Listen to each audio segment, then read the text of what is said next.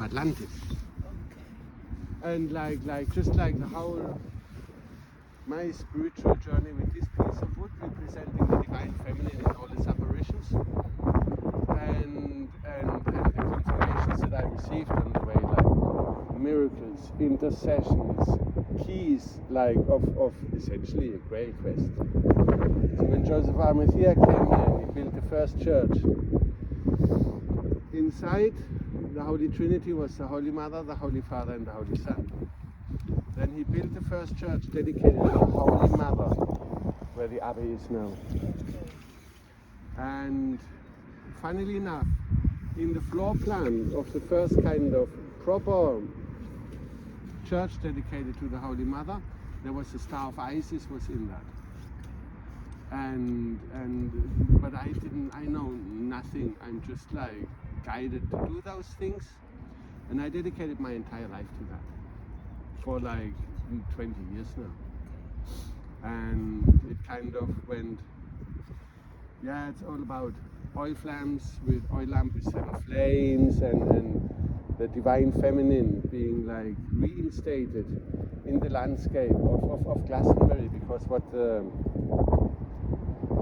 so the Roman Empire, they were the first to take the Holy Mother out of the Holy Trinity to use the power of the Church for war.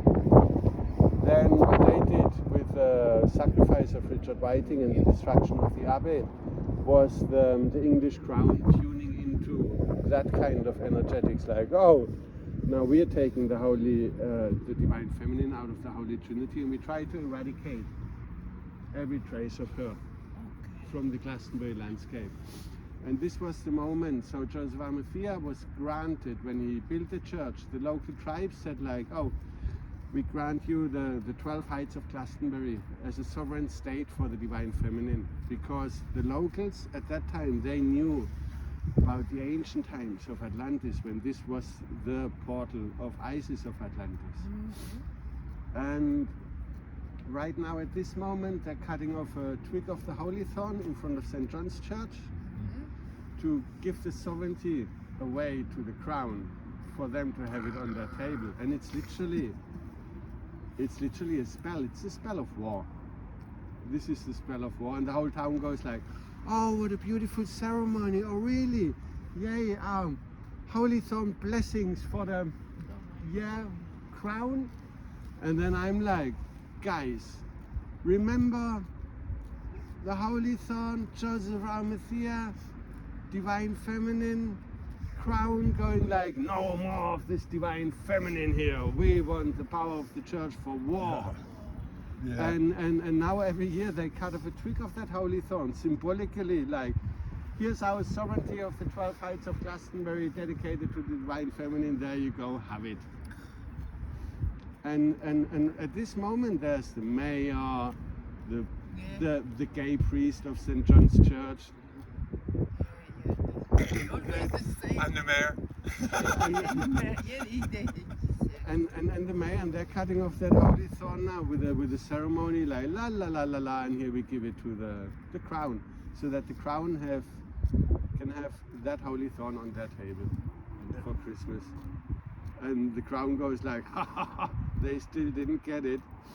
Like, but this is them, the people of Glastonbury, giving the sovereignty away every year symbolically, the sovereignty that was lost the moment Richard Whiting and his 2 disciples were hung, drawn and quartered on that hill, on the heart chakra of the world. Which then, this was the pulse for colonization, slave trade, concentration camps, for all of these things, the black magic pulse of that. They just keep that going, and this is the spell of war. And we're breaking this. We're being guided by Archangel Michael and the Divine Feminine to break the spell of war. That's why we're here. So last night, like when we came back from Wales, the confirmations that we received, like beyond. Like I had her set up in the portal at Phoenix Rise down there. I'm like, wow, this is a portal, the portal of Isis of Atlantis. She always used to be here, which later got confirmed by a Tao. So he went like, oh yeah, all the energy lines go like, never seen anything like it. and then went to Wales to deliver the prayers. Like right now, we're gonna fill a heart of stone with rose petal prayers for peace while we listen to the heartbeat. And people all around the world are tuning in, listening to the same heartbeat, tuning into this. Like this, we create a pacemaker for our Mother Earth, which then will turn into a peacemaker. And yeah, this is what we're guided to do. And then went to Wales with the prayer petals from Isis of Atlantis. And then we went to the beach to deliver the prayer petals to the sea. And I'd never seen a dead dolphin before.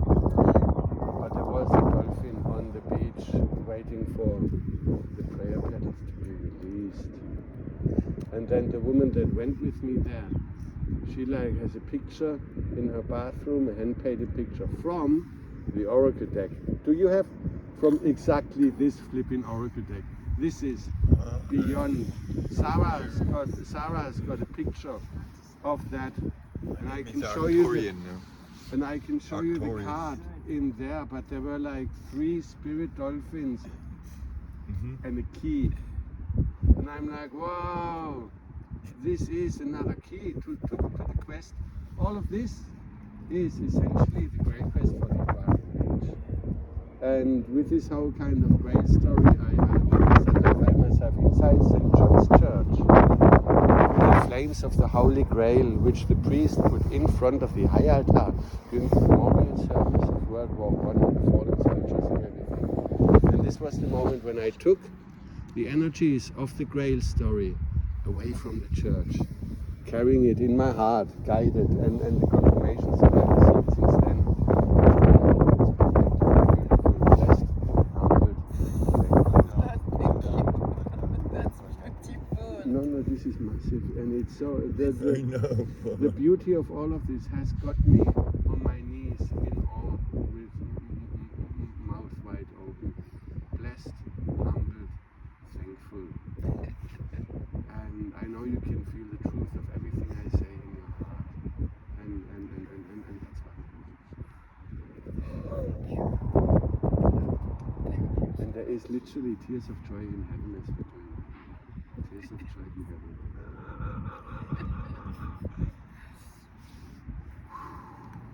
Okay, now I'm gonna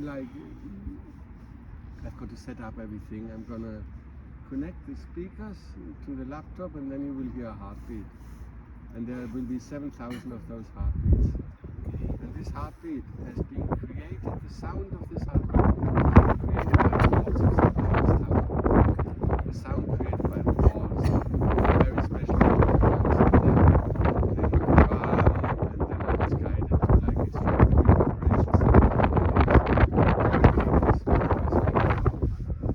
There's so many details. It's literally a story like Star Wars or The Lord of the Rings.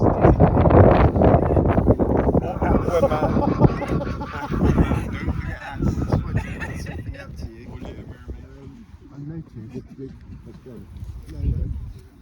It's that bit there. Yeah. It's coming off. It's Yeah. a thorn. Whoa. And I'm just thinking, well, maybe that's something that should be. It's the first time I noticed it.